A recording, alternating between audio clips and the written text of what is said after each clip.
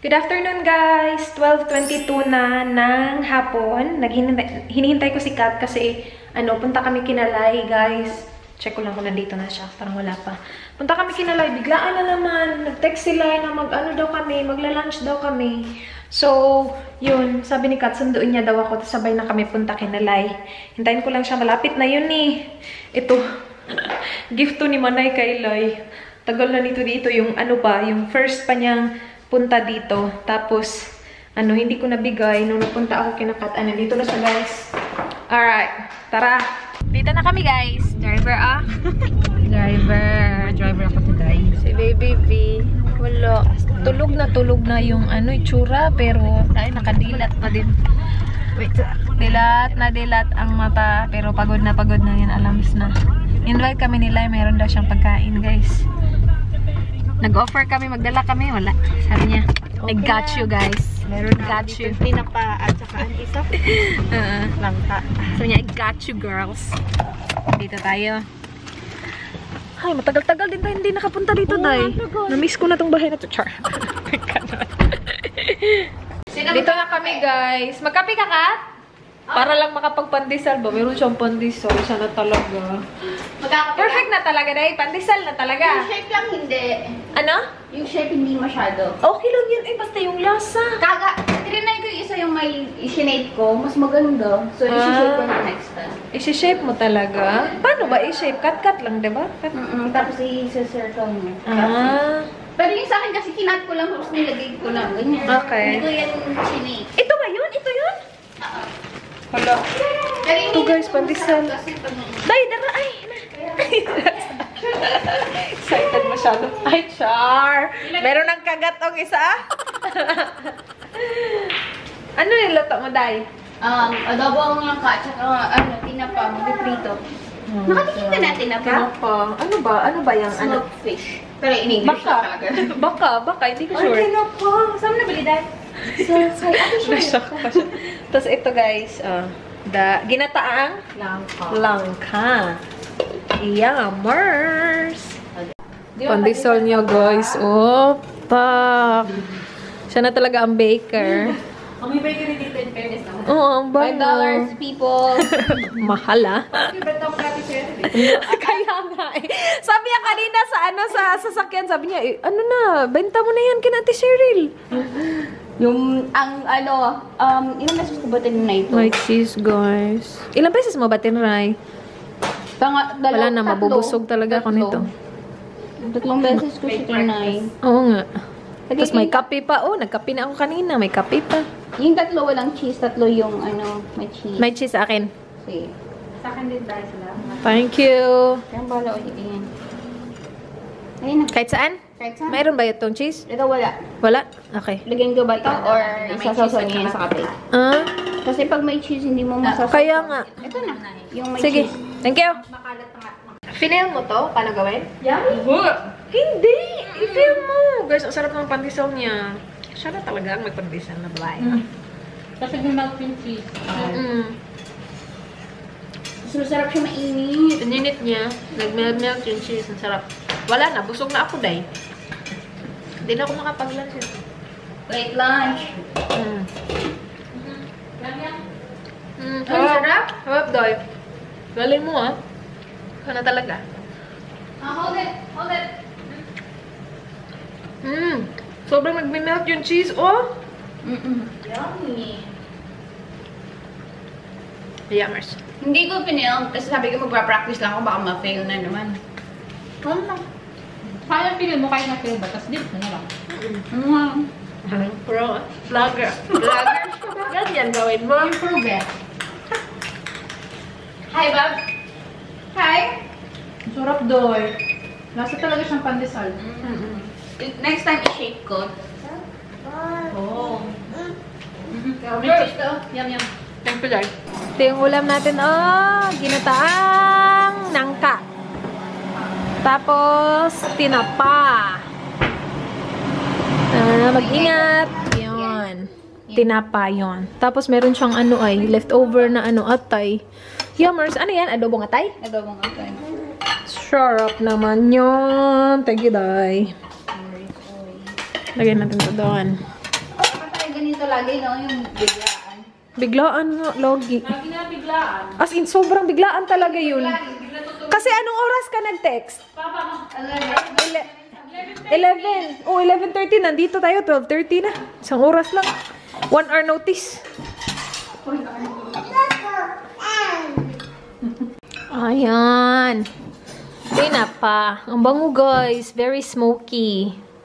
Oh, adobong atay. Kain! Kain! Salamat po. Kain tayo. Kain, baba! kain ba ba? Kain! May suka pa, guys. Meron. Para saan? Ay, para dyan? O, sige.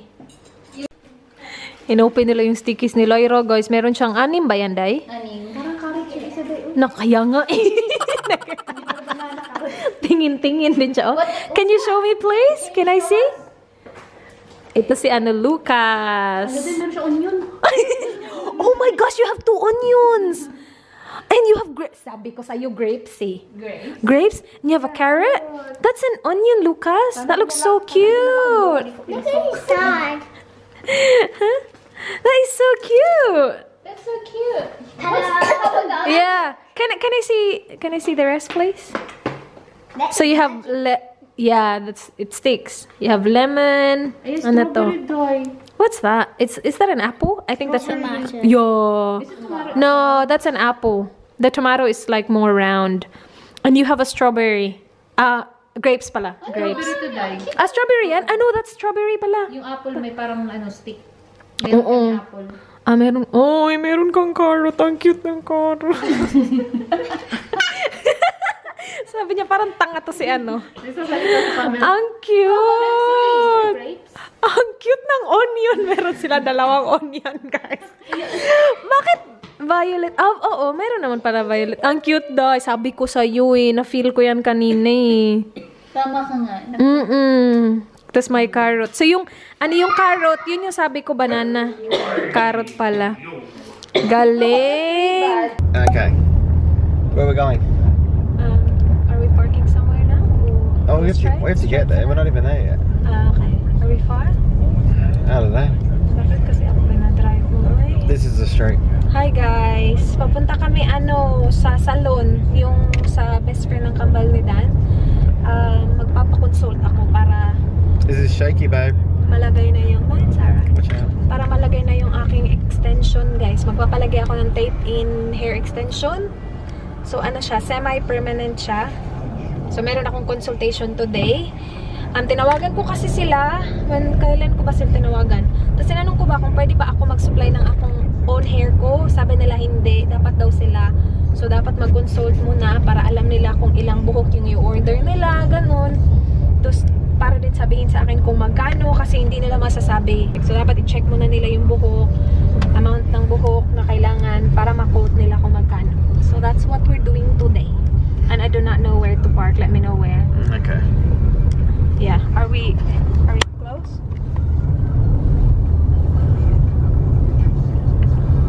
Kakarating lang namin ng bahay, guys. So, yun. Natapos na yung consultation ko. Pakita ko sa inyo yung buhok ko, ha? Kasi, manipis na talaga yung buhok ko. Like, yung buhok ko, very fine. Ganun na lang talaga siya. Genetics na namin yun na manipis talaga yung buhok. Talaga yung buhok, fine talaga. Yung papa ko, kalbo. Alam mo yun, tapos yung mama ko, sobrang nipis na buhok.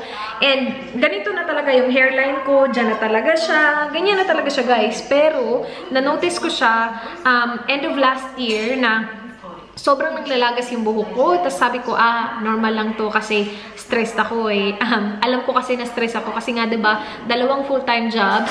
And stress talaga ako, guys. Grabe. So, sabi ko, kailangan ko lang ng, alam mo yun, like hair thickening shampoo, like para hair growth na shampoo.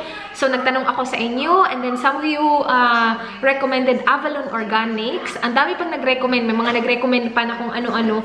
For some reason, yung Avalon Organics, yung chinek ko. And nakita ko siya sa iHerb dito sa Australia. Online shop siya, guys. And meron sila. So, binili ko. And I started using that siguro mga October. And guys, napapansin ko na after ko maligo, na yung gamit na shampoo, sobrang nagdadry yung buhok ko. Hindi ko kasi ginamit yung conditioner niya. Ginamit ko muna yung shampoo. Siguro isa din yun sa dahilan. Ginamit ko yung shampoo, tapos sobrang dry ng buhok ko, guys. As in dry. Like, pagkatapos ko maligo, sobrang dry ng shampoo. Tapos yung ginagawa ko pa, kasi nung nagtatrabaho po ako sa Telstra, binoblow dry ko yung buhok ko. Kasi kapag hindi ko siya blow dry, mas lalo siyang numinipis. Tingnan, namatay naman yung battery ko. Hindi ko na alam kung nasaan ako. Pero feeling ko sa blow dry. So, everyday, kapag pumapasok ako sa work, hindi naman everyday, pero like Monday to Friday, kapag pumapasok ako sa work, binoblow dry ko yung buhok. Ay, hindi din everyday. Kasi hindi ko naman siya binabasa everyday. So, let's say, every other day, binabasa ko yung buhok ko. So, binoblow dry ko siya. Ginaganon ko yung buhok ko, binoblow dry ko para medyo may volume. Someone recommended that as well sa comments. So, thank you so much. Kasi, nakakatulong talaga siya. Nakaka-add talaga siya ng volume. And, like, you know, meron akong hair fall. Like, kapag nag-blow dry ako, nakikita ko yung mga hair fall sa carpet, sa banyo, ganun, sa tiles. Ang dami. To the point na December, napansin ko siya ng bonggang-bongga. Kasi nung October, nag-US pa kami, diba? So, okay pa ako noon. Nagbo-blow dry pa ako doon halos everyday. Kasi halos binabasa ko yung buhok ko doon everyday kasi lumalabas kami araw-araw and feeling ko kailangan ko siyang linisin. So, halos everyday nag-apply ako ng heat. Nanonotice ko na marami akong hair fall, pero I was using the Avalon Organic. So, iniisip ko kasi, ginagamit ko kasi itong thickening shampoo. So, like, you know, it must be doing something sa buhok ko. I've tried, din guys, aloe vera, yung tanim, na bumili kami sa Bunnings, tinry ko din yan. So, like, kung babasain ko yung buhok ko kinabukasan, like, the night before, I put aloe vera sa scalp ko. And I don't think that helped either. I'm pretty sure, like, the biggest factor is yung stress ko, diba? Kasi, parang yun naman ata yung biggest factor sa lahat ng bagay ata, diba? Pero, yun, na-notice ko lang sa shampoo, sobrang tigas ng buhok ko, guys. Hindi naman sobrang tigas, pero sobrang dry, sobrang brittle. Pero hinayaan ko lang siya kasi nga thickening shampoo. Tapos magaganda pa yung mga reviews. Organic pa siya. So wala siyang mga chemicals na harmful sa buhok or sa, like, you know, sa akin. December ko na siya na-notice na sobrang dami ko na talagang hair fall. And sa bed ko, pagising ko sa umaga, guys, ang daming buhok sa unan ko. Sa bedsheet, ang daming buhok. Na one day, in-examine ko siya. So, it's been happening every day, right? Na maraming buhok. Pero, inaano ko lang siya. Parang dinededma ko lang siya. Kasi sabi ko, of course, like, you know, I'm stressed. I'm doing everyday videos. Plus, I'm working. So, like, normal lang siguro to sa stress. Like, hindi naman to forever na mag-vlogmas ako. So, inayaan ko lang siya. Pero one day, tinutukan ko talaga kasi sa dami na kasi, guys. One day, nagising ako, white yung namin nun, yung bedsheet namin, tapos yung din namin, yung pillowcase, white din. Yung ginawa ko, kinuha ko yung mga buhok kasi ika-count ko sana yung hair fall ko, guys. So, the night before, I made sure na malinis yung bedsheet, malinis yung pillowcase, walang mga buhok na naglalaglagan. Pagising ko sa umaga, kinuha ko yung mga buhok para i-count. Doon ko na-realize na yung mga buhok pala, guys, putol. Hindi siya mga hair fall na galing sa roots. Putol siya, guys. So, sobrang brittle ng buhok ko na napuputol siya. Ipapakita ko sa inyo, guys. Kasi ngayon, hindi na ako naggaganito na walang hair extension kasi sobrang nipis niya talaga. Anyway, ganito na lang, guys. Ganyan na lang kakunti yung buhok ko. As in, ganyan na lang kakunti. And kung tingnan nyo siya close up, ang daming maiiksi. See? Ang daming maiiksi. Hindi ako nagpa-haircut. Wala. Yan yung mga nagbe-break ng mga buhok. So, kung hindi ko siya na-notice na nag-break pala siya, baka siguro ngayon kalbo na ako. Like, ganito na siguro siya. Kasi ito, bagong tubo na to eh. Ang dami ko na kasing baby hair. Like, tingnan mo. Ang dami ko ng maliliit na buhok na nagsitubuan. Wala naman akong bangs nun. So, hindi to bangs na tumubo. Ito yung mga bagong buhok. Kasi nagpalit ako ng shampoo. Ginamit ko na yung yung Grow Long, yung nirecommend ni Mimi, Coffee Sparkles by Mimi. Nakita ko kasi, so, ginamit ko siya and so much better. As in, so much better than Avalon Organics. Hindi dry yung buhok ko pagkatapos kung gamitin yung shampoo na yun. It feels way better. Plus, I stopped working as well. So, isa din yun sa malaking factor. Hindi na ako nagtrabaho sa Telstra. So, isa na lang yung trabaho ko ngayon. Nakafocus na lang ako sa isa. So, hindi na ako ganun ka-stress. Hindi naman talaga nawawala yung stress sa buhay, diba? Pero hindi na ganun ka-high yung level ng stress ko. So, isa din yun sa dahilan. Pag-check ng doon specialist sa buhok kanina, sabi niya, ang dami mong hair growth, mga bagong tubo. Sabi niya, kakaanak mo lang ba? Ganun sabi ko. I wish.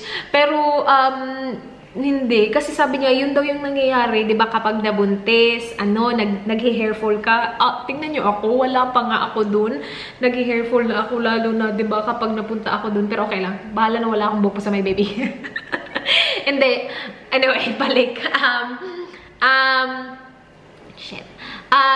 Ano nga ulit yun? So, yun, sabi niya, kasi guys, ang dami talagang tubo. See? Galing yun, guys, sa napuputol. So, yung dito ko, parang normal na siya. Yung dito ko, ito lang talaga yung buhok ko. And normal naman na manipis talaga. Yung dito lang kasi nagpuputulan sila, guys. So, yun, magpapa-extensions ako habang hinihintay lang na tumubo lahat ng bago. Kasi ito wala na eh, hindi natututubo eh, nagpuputulan na nga sila, diba? Ngayon, hindi na siya, wala na ako nakikitang hair fall na, guys, putol dito. Wala na masyado. Siguro nga kasi wala na akong trabaho, isa na lang yung trabaho ko, plus nag-iba din ako ng shampoo. So, yeah, meron pa ako ng Avalon Organics pero hindi ko na siya ginagamit kasi wala na, na-trauma ka na. Uy, after ko malaman na parang feeling ko isa yun sa like malaking factor din aside from stress. Kasi sobrang dry talaga ng buhok ko after ng shampoo na yun. And ibang-iba talaga siya sa shampoo na gamit ko ngayon. So, right now, I'm using the Marc Anthony na shampoo and conditioner. It's still not 100% there kasi hindi naman basta-basta tutubo yung buhok ko, diba? So, yung ginagawa ko is nag-extension ako lagi kasi ayaw mo naman na ganito lang kakunti yung buhok mo. Like, yung extension ko is to mainly para lang marami tingnan yung buhok dito sa baba. Kasi nag-extension naman ako, so might as well have like a semi-permanent, diba? So, yung nire-recommend ng tao doon is, siya guys, I was there for tape-in extension sana. Kasi yun lang naman yung alam ko na semi-permanent. Meron akong alam iba yung tahi-tahi, pero parang hindi na ata nare-recommend ng mga tao yun ngayon. Yun yung pinunta ko. Tapos sabi niya, with your hair, kasi sobrang thin ng buhok mo, after niya chinek, after niya sinabi na, galing ka ba, nanganak? Kasi chinek niya yung buhok ko, ang dami kong hair growth dito sa base. Yung dito lang, kasi nga nagputulan na siya.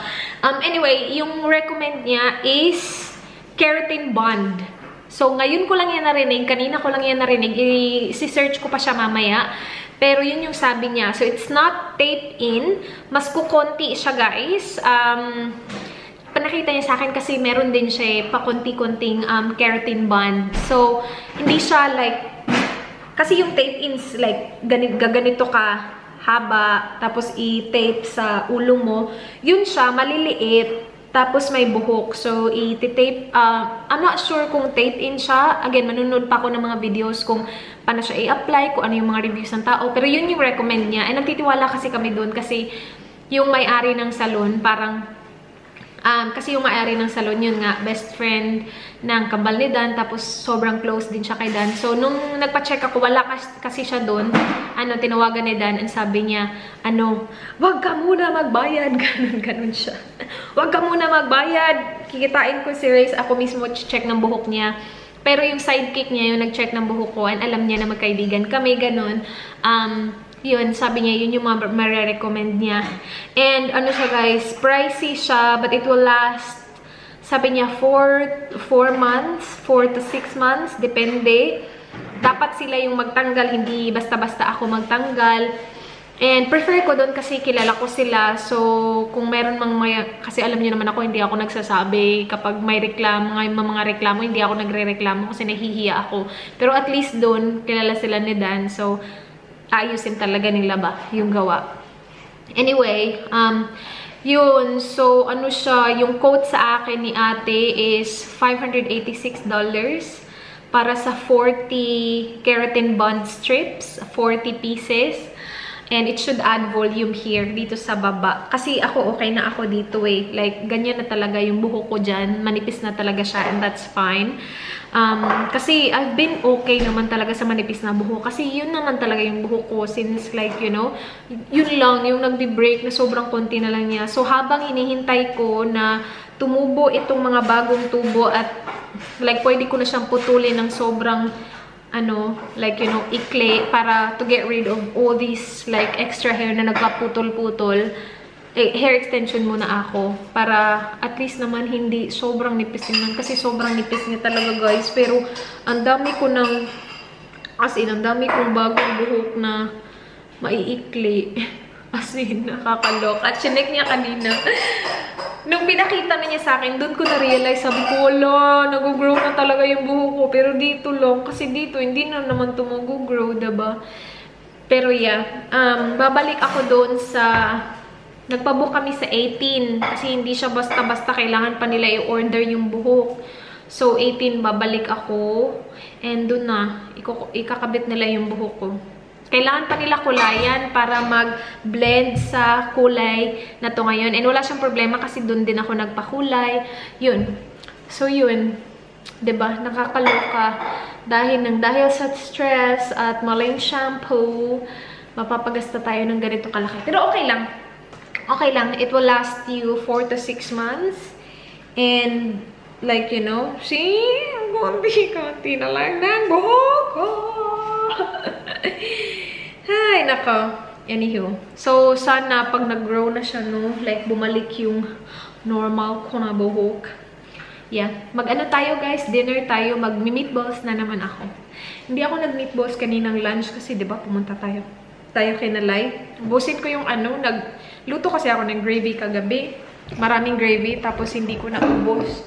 So, luto tayo ng meatballs. How's your dinner, my love? Good. Good. He's eating yung sandwich thins with, did he put egg?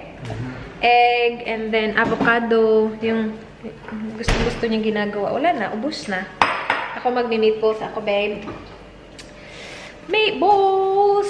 Si Dan hindi pwedeng same ulam. You can't do meatballs until that's finished. Oh, shit, boss.